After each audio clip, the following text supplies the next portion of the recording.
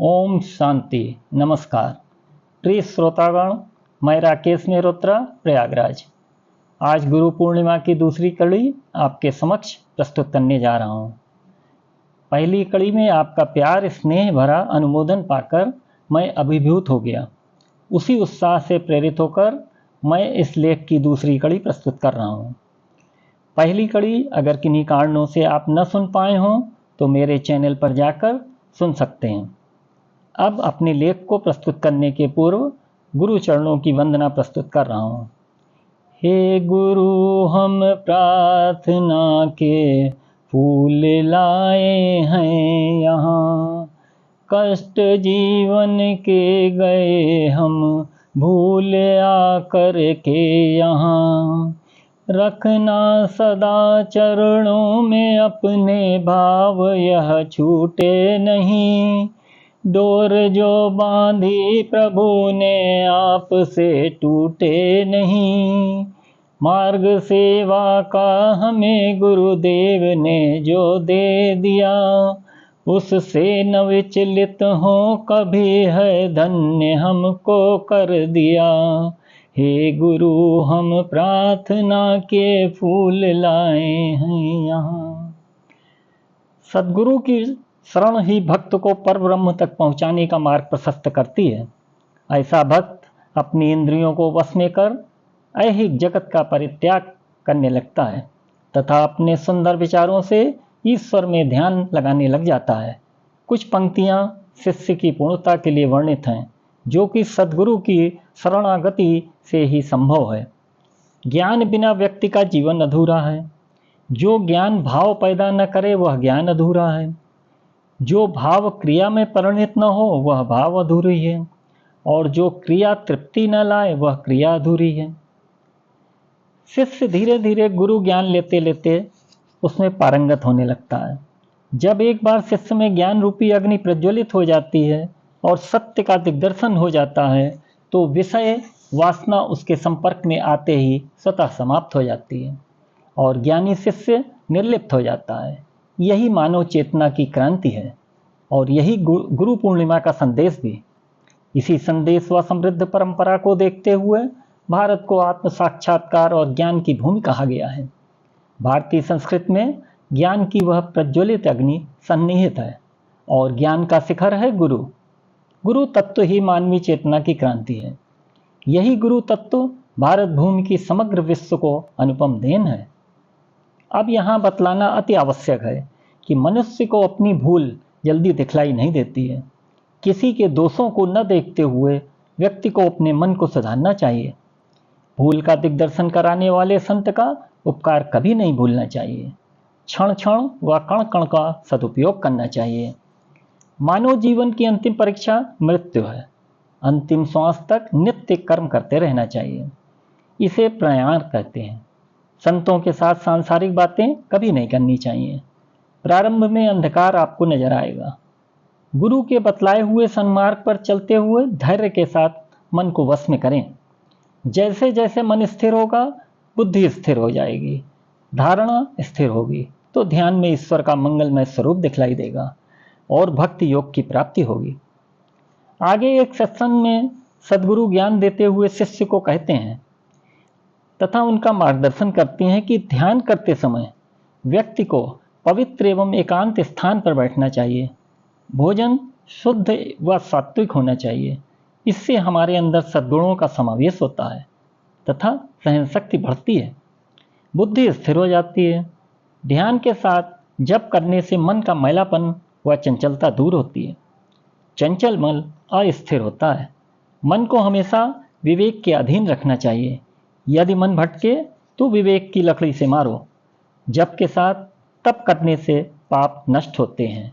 वह जीवन शुद्धता प्राप्त करता है।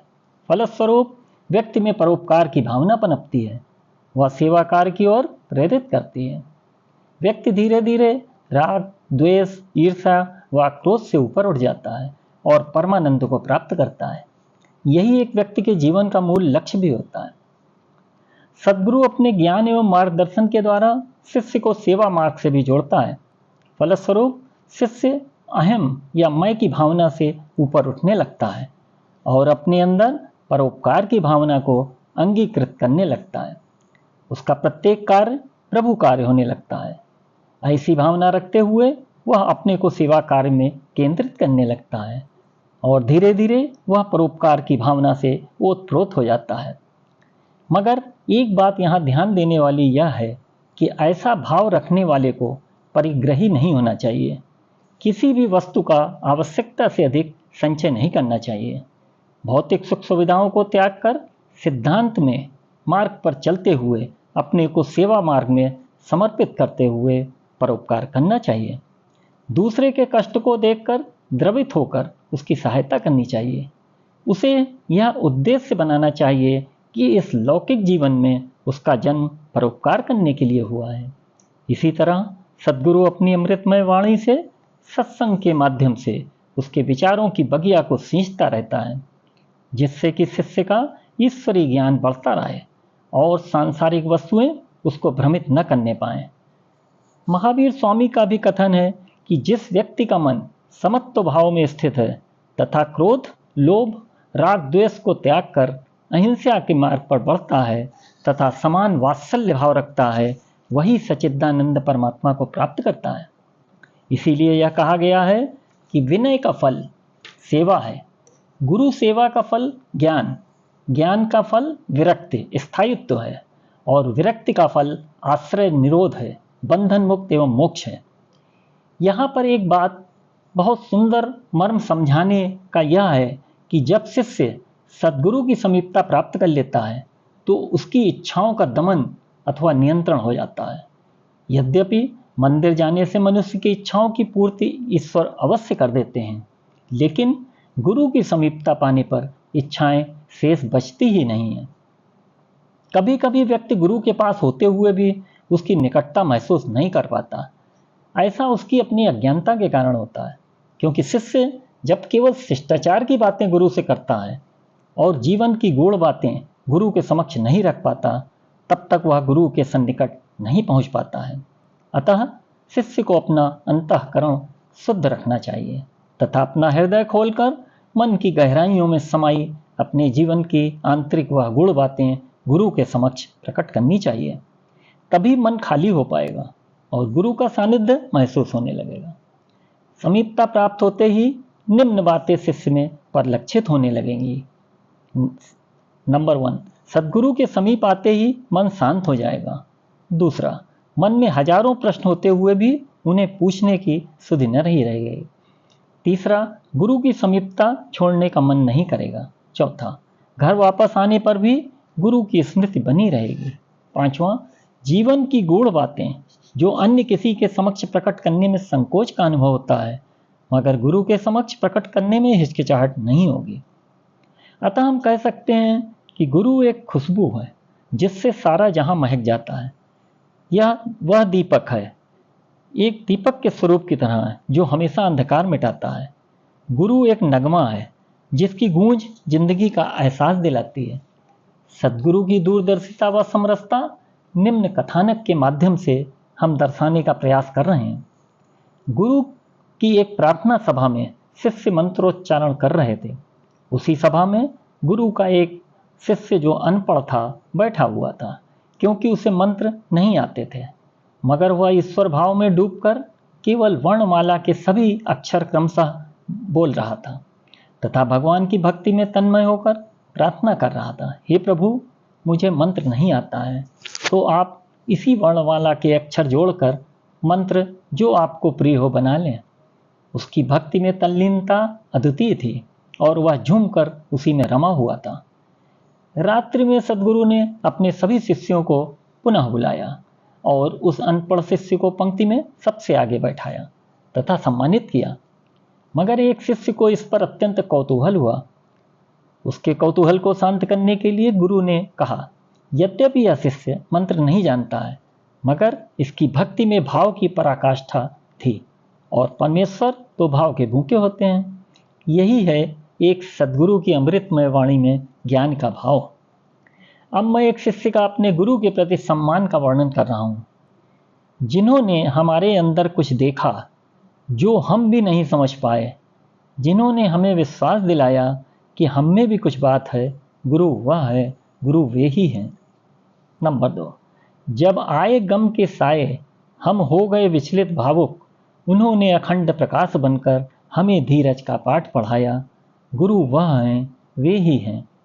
तीसरा, जब आई कठिन चुनौती हम थोड़ा घबराए सकुचाए, उन्होंने सारथी बन हमें उन्नति का मार्ग दिखलाया, गुरु वह हैं, गुरु वे ही हैं। नंबर 4, जिंदगी के कई प्रश्न कि ईश्वर है भी कि नहीं, उन्होंने कई भेद खोलकर हमारा आध्यात्म से परिचय कराया, गुरु वह हैं, गुरु वे ही हैं। नंबर 5, क्या गुरु वे ही हैं जो कक्षा में पाठ पढ़ाए, वे ही हैं पर वे भी हैं जो जीवन के नित्य सबक सिखाए, माता पिता भाई बंधु गुरु ही हैं, गुरु वो भी हैं। नंबर 6, कभी लगता है कि कैसे उनका ऋण उतारें हम, वह कहते और कुछ नहीं, बस दूसरों के लिए प्रेरणा बना देते हैं, गुरु वह हैं, गुरु वे ही हैं। अंत में अब मैं अपने लेख को समाप्त करते हुए ईश्वर से प्रार्थना करता हूँ, हे ईश्वर, मेरी वाणी सदैव गुरु कीर्तन में तत्पर रहे, सर्वथा मेरा मस्तक गुरु गद्दी को प्रणाम करने के लिए झुका रहे तथा मैं उनके बतलाए सन्मार्ग पर हमेशा चलता रहूं। और अंत में अपने श्रद्धा सुमन अर्पित करते हुए हम कहना चाहते हैं, करता करे न कर सके, गुरु करे सो होए, तीन लोक नौ खंड में गुरु से बड़ा न कोय। अब मैं राकेश मेहरोत्रा अपनी वाणी को विराम देते हुए आपसे विदा लेना चाहता हूं और साथ ही यह निवेदन करता हूं कि आप मेरे इस YouTube चैनल को अधिक से अधिक लाइक व सब्सक्राइब करें, जिससे हमारा उत्साहवर्धन लगातार बना रहे। ओम शांति, नमस्कार।